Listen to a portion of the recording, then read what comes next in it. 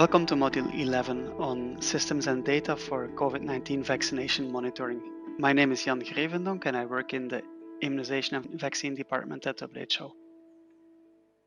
By finishing this module, you should be able to describe vaccination data needs and explain how to monitor the implementation of COVID-19 vaccination. The first thing you will have to do is to think through the anticipated needs from different stakeholders. Those include public health decision makers and other national and subnational authorities, but also the public, civil society organizations, and the media, as well as national, regional, and global immunization stakeholders, such as development partners and international organizations like the World Health Organization, and also vaccine manufacturers, regulatory authorities, health researchers, and academics. All of them might have an urgent and critical demand for data that national programs should be able to provide. To meet those needs, you will need to design and implement a system that is able to measure vaccination uptake and coverage over time by geography and across target groups. In the case of COVID-19 vaccines, it's very important that that system is also able to measure whether national policies for prioritization are being implemented. For example, are older adults getting their vaccines ahead of other people? The system will need to provide a personal vaccination record that individuals can use to show that they're really being vaccinated, but also for public health officials who need it for a safety and disease surveillance, for vaccine effectiveness studies, or for using coverage surveys. Finally, the personal record is also very important to make sure that all scheduled doses are administered on time and that dropout is reduced so that people who are vaccinated once and need to come back for a second dose are aware that they need to come back. Just a quick note on the difference between vaccine uptake versus coverage. We will use the term vaccine uptake or also vaccination rate as the number or proportion of people who are vaccinated with a certain dose in a certain time period. So, for example, 10% of the total population was vaccinated in a certain year, let's say. Vaccine coverage is a different concept that measures the vaccinated proportion of a target population, whether this happened in the current period or previous periods. So the difference is that in later periods, you will have to take into account everything that happened before that period as well. So for 2021, we can use the two terms interchangeably as we just start vaccinating people and we don't really have to worry about what happened before. The main indicator that will need to be measured is coverage. We annotate that as COV, not for coverage, but for COVID, and an addition for the number of the dose. So we will talk about COV1, COV2, COV3, depending on which dose in the schedule is being measured. There will be different vaccine products and all of them might have different dose requirements. So I'm able to compare the second dose of a product that requires a 2-dose schedule with a third dose of a product that requires a 3-dose schedule.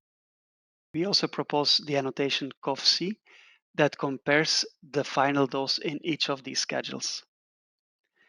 What we will also then will want to monitor is the dropout that might exist between the first dose of a schedule and the final dose, the dose that completes a schedule. And we call that the dropout between COV1 and COV-C.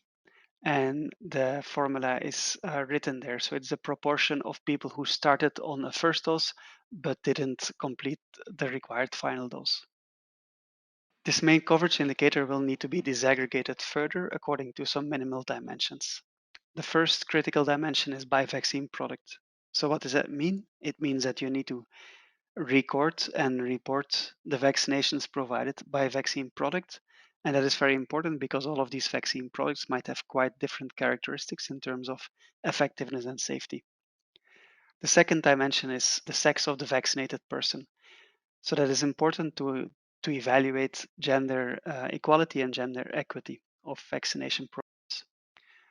Third dimension would be geography. It's important to see that the vaccine is being distributed outside of the main urban centers, for example, and is equitably distributed across the country. So it's important to measure coverage and uptake by province, state, district, etc. And finally, because age is so important with COVID disease, you will want to disaggregate based on at least two age groups, so above and below 60, for example, to make sure that people above 60 are being prioritized for vaccination, if that is a national policy.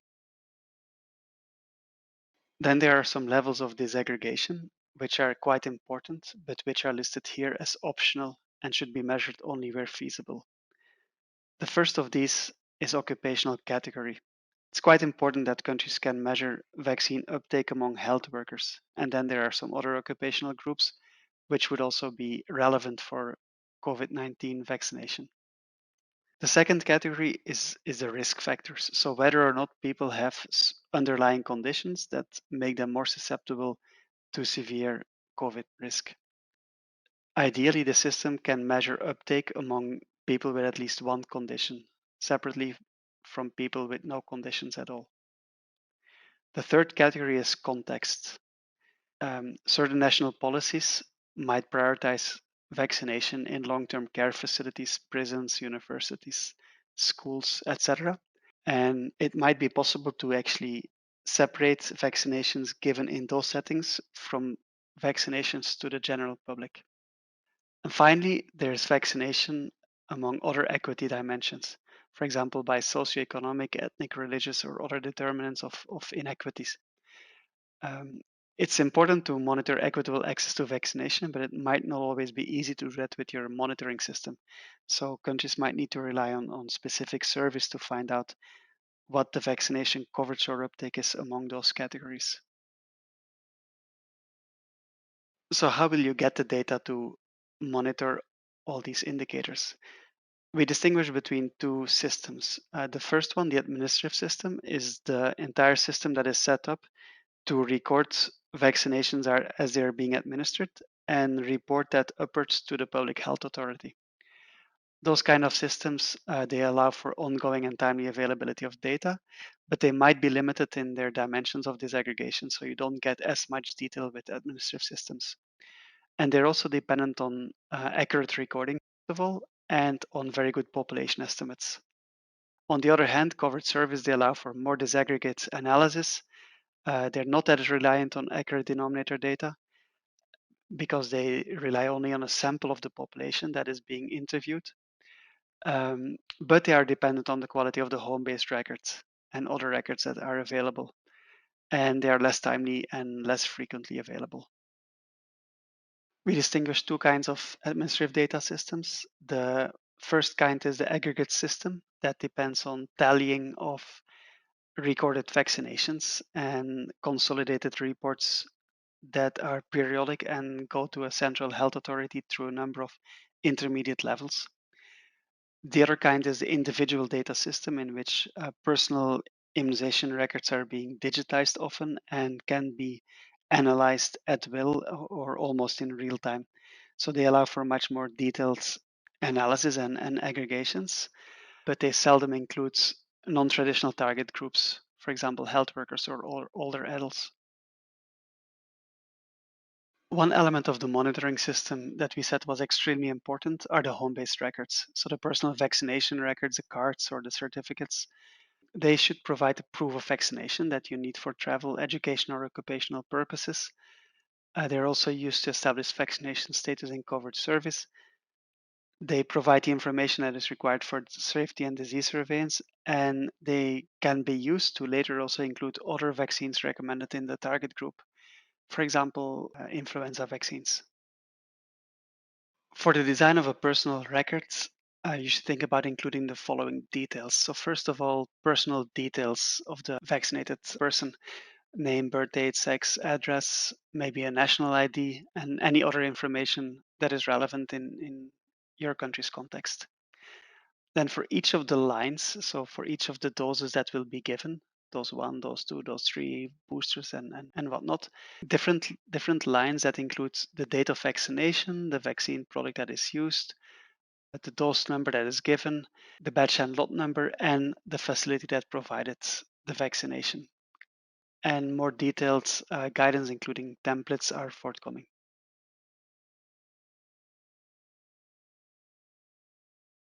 In addition to the home-based records, you should also think about updating the facility-based records. So the records that are being kept at health facilities, care homes, prisons, doctors' offices, etc.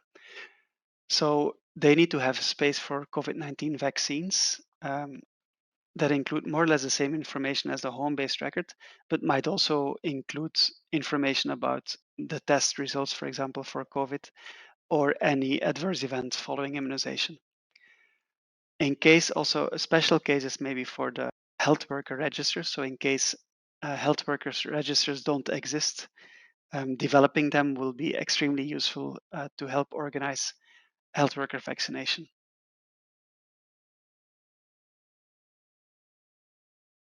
Countries that use aggregation-based reporting systems need to develop tally sheets and reporting forms that are compatible. So designed together, meaning that every box in the reporting form has a source in a tally sheet or something else in the facility that helps count what needs to be reported. The tally sheets themselves, they need to be disaggregated along the same dimensions as discussed before, so allowing for sex, age range disaggregation, etc. And different tally sheets can be used, for example, for different vaccine products that are used, for different targeted groups or different strategies. For example, when vaccinating in a long-term care facility, you can use a specific tally sheet for that so that you don't have to mix those informations up with the general population vaccination, etc. So again, more information and more guidance is forthcoming. It is also important that countries continuously assess the readiness and the capacity of health facilities to provide COVID-19 vaccines. On this slide, you find a reference to a suite of capacity assessments in the context of the pandemic that you can use to measure that readiness. So in summary, there's quite a few elements to monitor. So the service availability and readiness, for example, human resources, cold chain, vaccine and other supplies, vaccine uptake and coverage by geography and target, any adverse events following immunization, and disease surveillance data. So these are the main buckets of data domains that should be monitored by national programs. So what are some key takeaways? So the first key takeaway is that you should anticipate a strong and urgent demand for data by different stakeholders as soon as COVID-19 vaccination gets underway. So you need to anticipate those data needs and you need to strengthen data systems for collection and timely reporting. One of the best things you can start doing even ahead of vaccination is to establish estimates of the target population size and start registration of target groups where feasible. For example, make listings of health workers for each of the districts and consider those as targets or beneficiary lists that you can use while you start implementing the vaccine. Other takeaways include the need to think about digital systems that you have in your country and how they might facilitate COVID-19 vaccine introduction. So those digital systems may include electronic immunization registries or the health management information system or supply chain management systems or even facility or health worker registers. Finally, also like home-based personal records will be required for assessing coverage and also for certifying vaccination for individuals. So in summary, start with identification of data needs and your monitoring objectives. Then identify the indicators that you will need to monitor progress and to communicate also progress according to the geographic and all the disaggregations that we talked about. Then design a system to record, report, analyze, and use vaccination data and evaluate whether that system and the data that it produces meets your needs. You can then tweak it and refine it to get to a more and more performing system over time. So thank you for attending this module and going through the slides and listening to the explanation. And good luck with the monitoring of COVID-19 vaccines.